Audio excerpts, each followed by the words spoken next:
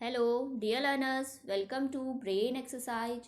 I am Kavita and today I will discuss about the parliamentary system. From the Indian Polity M. Lakshmikant book, this book is very helpful for every competitive aspirants. Now, parliamentary system. India के constitution centre and state दोनों में सरकार के parliamentary स्वरूप की व्यवस्था करता है। आर्टिकल 74 एंड 75 सेंटर में पार्लियामेंट्री सिस्टम का उपबंध करते हैं और आर्टिकल 163 एंड 164 स्टेट्स में।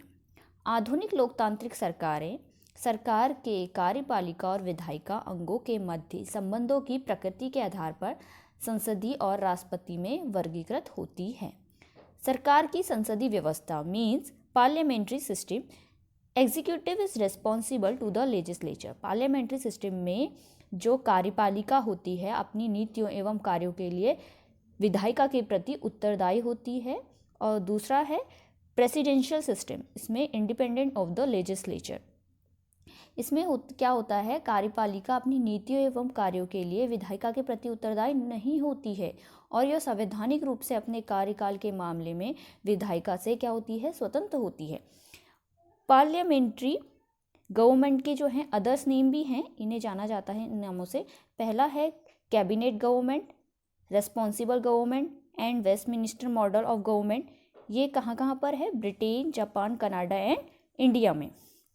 Others name of presidential government, पहला है non responsible, non parliamentary and fix executive system of government. ये USA, Brazil, Russia and Sri Lanka में है। आइवर जेनिक्स ने पार्लियामेंट्री सिस्टम को कैबिनेट व्यवस्था कहा है क्योंकि इसमें क्या है, शक्ति का केंद्र बिंदु कैबिनेट होता है। पार्लियामेंट्री सरकार को रिस्पॉन्सिबल गवर्नमेंट के रूप में भी जाना जाता है क्योंकि इसमें कैबिनेट संसद के प्रति उत्तरदायी होती है और इनका कार्यकाल तब तक चलता है जब तक उन्हें संसद का विश्वास प्राप्त है। पार्लियामेंट्री सिस्टम का प्रादुर्भाव करने वाले ब्रिटिश संसद के उद्भव के उपरांत इसे सरकार का वेस्टमिनिस्टर मॉडल भी कहा जाने लगा। विगत में ब्रिटिश संविधान एवं राजनीति विशेषज्ञों ने प्रधानमंत्री को कैबिनेट से संबंध के संदर्भ में समानता के बीच प्रथम मीन्स प्राइमस इंटरफेरेंस कहा। हाल ही में प्रधानमंत्री की शक्तियां स्थितियां कैबिनेट में बढ़ी हैं। वह ब्रिटिश राजनीतिक प्रशासनिक व्यवस्था में प्रभावशाली भूमिका अदा करने लगा। इसलिए बाद के राजनीतिक विश्लेषक जैसे क्रॉसमैन, मैकिन्टोश एवं अन्य विद्वान ब्रिटिश सरकार की व्यवस्था को प्रधानमंत्री शासित सरकार कहने लगे। यही स्थिति भारत के संदर्भ में भी लागू होती है। Now features of parliamentary government means संसदीय सरकार की विशेषताएं। पहला है nominal and real executives means नामिक एवं वास्तविक कार्यपालिका। राष्ट्रपति नामिक कार्यपालिका है जबकि प्रधानमंत्री जो होता है वो वास्तविक है। इस तरह राष्ट्रपति राज्य का मुखिया नामिक होता है जबकि प्रधानमंत्री सरकार का मुखिया होता है। आर्टिकल 74 प्रधानमंत्री के नेतृत्व में मंत्रिपरिषद की व्यवस्था करता है जो राष्ट्रपति को कार्य संपन्न कराने में परामर्श देगी। उसके परामर्श को मानने के लिए प्रेसिडेंट बाध्य होगा। नेक्स्ट है मेजॉरिटी पार्टी रूल मीन्स बहुमत प्राप्त दल का शासन। जिस पॉलिटिकल पार्टी को लोकसभा में बहुमत में सीटें प्राप्त होती हैं वह गवर्नमेंट बनाती है। उस दल के नेता को राष्ट्रपति द्वारा प्रधानमंत्री नियुक्त किया जाता है। अन्य मंत्रियों की नियुक्ति भी राष्ट्रपति प्रधानमंत्री के परामर्श से ही करता है। जब किसी एक दल को बहुमत प्राप्त नहीं होता तो दलों के गठबंधन को राष्ट्रपति द्वारा सरकार बनाने के लिए आमंत्रित किया जाता है। थर्ड है कलेक्टिव रिस्पॉन्सिबिलिटी मीन्स सामूहिक उत्तरदायित्व। यह पार्लियामेंट्री गवर्नमेंट का विशिष्ट सिद्धांत है। मंत्रियों का संसद के प्रति सामूहिक उत्तरदायित्व होता है और विशेषकर लोकसभा के प्रति गठबंधन आर्टिकल 75 वे एक टीम की तरह काम करते हैं और साथ साथ रहते हैं। सामूहिक उत्तरदायित्व का सिद्धांत इस रूप में प्रभावी होता है कि लोकसभा प्रधानमंत्री के नेतृत्व वाली मंत्रिपरिषद को अविश्वास प्रस्ताव पारित कर हटा सकती है। नेक्स्ट है पॉलिटिकल होमोजेनिटी मीन्स राजनीतिक एकरूपता। सामान्यतः मंत्रिपरिषद के सदस्य एक ही पॉलिटिकल पार्टी से रिलेटेड होते हैं और इस तरह उनकी समान राजनीतिक विचारधारा होती है। गठबंधन सरकार के मामले में मंत्री सर्वसम्मति के प्रति बाध्य होते हैं।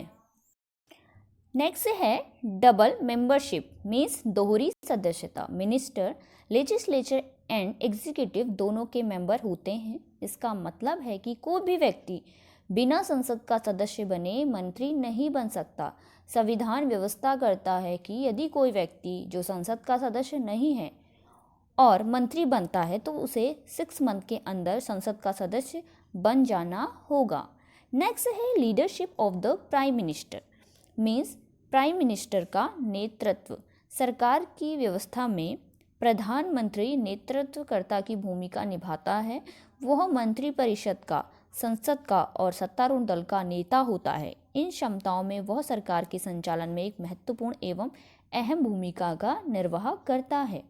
नेक्स्ट है dissolution of the lower house means निचले सदन का विघटन।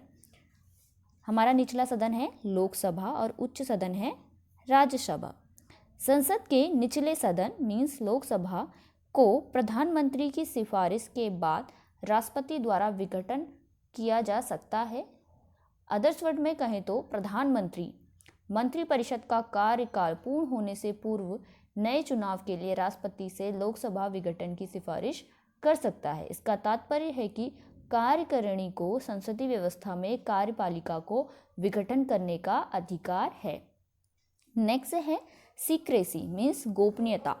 मिनिस्टर गोपनीयता के सिद्धांत पर काम करते हैं और अपनी कार्यवाहियों, नीतियों और निर्णयों की सूचना नहीं दे सकते। अपना कार्य ग्रहण करने से पूर्व वे गोपनीयता की शपथ लेते हैं। मंत्रियों की गोपनीयता की शपथ राष्ट्रपति दिलवाते हैं। Demerits of parliamentary system. अब हम पढ़ेंगे संसदीय व्यवस्था के दोष। इसमें सबसे पहले है अनस्टेबल गवर्नमेंट। पार्लियामेंट्री सिस्टम स्थायी सरकार की व्यवस्था नहीं करती है। इसकी कोई गारंटी नहीं है कि कोई सरकार अपना कार्यकाल पूरा करेगी। मिनिस्टर बहुमत की दया पर इस बात के लिए निर्भर होते हैं कि वे अपने कार्यकाल को नियमित रख सकें, क्योंकि एक अविश्वास प्रस्ताव या राजनीतिक दल परिवर्तन या बहुदलीय गठन सरकार को अस्थिर कर सकता है। इसके एग्जाम्पल हैं मोरारजी देसाई, चरण सिंह, वीपी सिंह, चंद्रशेखर, देवगौड़ा और आई.के. गुजराल के नेतृत्व वाली सरकार इसका क्या है, एग्जाम्पल है। नेक्स्ट है no continuity of policy means नीतियों की अनिश्चितता का अभाव। जैसे कि अनस्टेबल गवर्नमेंट है तो इसकी जो पॉलिसीज होती हैं उनमें कोई कंटिन्यूटी नहीं होती है। पार्लियामेंट्री सिस्टम में दीर्घकालिक नीतियां लागू नहीं हो पाती हैं क्योंकि सरकार के कार्यकाल की अनिश्चितता बनी रहती है। सत्तारूढ़ दल में परिवर्तन से सरकार की पॉलिसी में चेंज हो जाती है। उदाहरण के लिए 1977 में मोरारजी देसाई के नेतृत्व वाली जनता सरकार ने पूर्व की कांग्रेस सरकार की कई नीतियों को पलट दिया। ऐसा ही कांग्रेस सरकार ने 1980 में सत्ता में वापस आने पर किया। नेक्स्ट है against separation of power means शक्ति पृथक्करण के विरुद्ध। पार्लियामेंट्री सिस्टम में लेजिस्लेचर एंड एग्जीक्यूटिव एक साथ और अविभाज्य होते हैं। कैबिनेट विधायिका एवं कार्यपालिका दोनों की नेता होती है। जैसा कि बैकहॉट उल्लेख करते हैं, कैबिनेट कार्यपालिका विधायिका को जोड़ने में हाइफन जैसी भूमिका निभाती है जो दोनों को जोड़ने के लिए बाध्य है। इस तरह सरकार की पूरी व्यवस्था शक्तियों को विभाजित करने वाले सिद्धांत के खिलाफ जाती है। वास्तव में शक्ति का मेल है। नेक्स्ट है गवर्नमेंट बाय अमेचर्स मीन्स जो गवर्नमेंट है वो क्या होती है, अकुशल व्यक्तियों द्वारा क्या होता है, इसमें सरकार का संचालन होता है। पार्लियामेंट्री सिस्टम प्रशासनिक कुशलता से परिचित नहीं होती है क्योंकि मिनिस्टर अपने क्षेत्र में निपुण नहीं होते हैं। मंत्रियों के चयन में प्रधानमंत्री के पास सीमित विकल्प होते हैं। उसकी पसंद संसद सदस्यों तक प्रतिबंधित रहती है और बाह्य प्रतिभा तक विस्तारित नहीं होती है। इसके अतिरिक्त मिनिस्टर अधिकांश समय अपने संसदीय कार्यों, कैबिनेट की बैठकों एवं दलीय गतिविधियों में व्यस्त रहते हैं। नेक्स्ट है dictatorship of the cabinet means मंत्रिमंडल की निरंकुशता। जब सत्तारूढ़ पार्टी को संसद में पूर्ण बहुमत प्राप्त होता है तो कैबिनेट निरंकुश हो जाती है और वो लगभग असीमित शक्तियों की तरह कार्य करने लगती है। नेक्स्ट है features of presidential system means राष्ट्रपति शासन व्यवस्था की विशेषताएं। इंडियन कॉन्स्टिट्यूशन के विपरीत अमेरिकी संविधान सरकार में प्रेसिडेंशियल गवर्नमेंट की व्यवस्था करता है। इसके फीचर्स में सबसे पहले है स्टेबल गवर्नमेंट, इसमें स्टेबल गवर्नमेंट होती है। सेकेंड है डिफिनिटनेस पॉलिसी मीन्स नीतियों में निश्चितता होती है। थर्ड है based on separation of power, शक्तियों के विभाजन पर आधारित है। नेक्स्ट है गवर्नमेंट बाय एक्सपर्ट्स मीन्स विशेषज्ञ द्वारा सरकार होती है। अगला है डोमिनेशन ऑफ प्रेसिडेंट, इसमें प्रेसिडेंट का डोमिनेशन रहता है। और नेक्स्ट है no dissolution of lower houses means lower house का विघटन नहीं होता है। इसमें हम और भी जानेंगे अमेरिकी राष्ट्रपति जो होता है राज्य और सरकार दोनों का क्या होता है, मुखिया होता है। एक राज्य का प्रमुख होने के नाते उसे राज्य की स्थिति प्राप्त होती है और एक सरकार का मुख्य होने के नाते वह सरकार के कार्यकारी अंगों का नेतृत्व करता है। राष्ट्रपति को निर्वाचन व्यवस्था के तहत 4 वर्ष के निश्चित कार्य के लिए निर्वाचित किया जाता है। उसे कांग्रेस द्वारा गैर संवैधानिक कार्यों के लिए दोषी पाए जाने के अतिरिक्त नहीं हटाया जा सकता। राष्ट्रपति कैबिनेट या छोटी इकाई किचन कैबिनेट की सहायता से शासन चलाता है। यह केवल एक परामर्शदात्री इकाई होती है और इसमें गैर निर्वाचित विभागीय सचिव होते हैं। इनका चयन एवं नियुक्तियां राष्ट्रपति द्वारा होती है और ये केवल उसके प्रति उत्तरदायी होते हैं और उसी के द्वारा किसी भी समय इन्हें हटाया जा सकता है। अगला है राष्ट्रपति और उसके सचिव अपने कार्यों के लिए कांग्रेस के प्रति उत्तरदायी नहीं होते हैं। वे ना तो कांग्रेस की सदस्यता ग्रहण करते हैं और ना ही सत्र में भाग लेते हैं। राष्ट्रपति हाउस ऑफ रिप्रेजेंटेटिव का विघटन नहीं कर सकता मीन्स कांग्रेस का निचला सदन। शक्तियों के विभाजन का सिद्धांत अमेरिकी राष्ट्रपति शासन व्यवस्था का आधार है। सरकार की विधायी, कार्यकारी एवं न्याय शक्तियों को सरकार की 3 स्वतंत्र इकाइयों में विभाजित एवं विस्तृत किया गया है। नेक्स्ट है demerits of presidential system means presidential system के दोष। इसमें सबसे पहले है conflict between legislature and executive means विधायिका एवं कार्यपालिका के बीच क्या होता है, टकराव होता है। नेक्स्ट है नॉन रेस्पॉन्सिबल गवर्नमेंट, ये क्या होती है, गैर उत्तरदायी सरकार है। अगला है मेलेट टू ऑटोक्रेसी मीन्स गैर उत्तरदायी नेतृत्व की संभावना होती है। And next and last one is narrow representation means सीमित प्रतिनिधित्व होता है।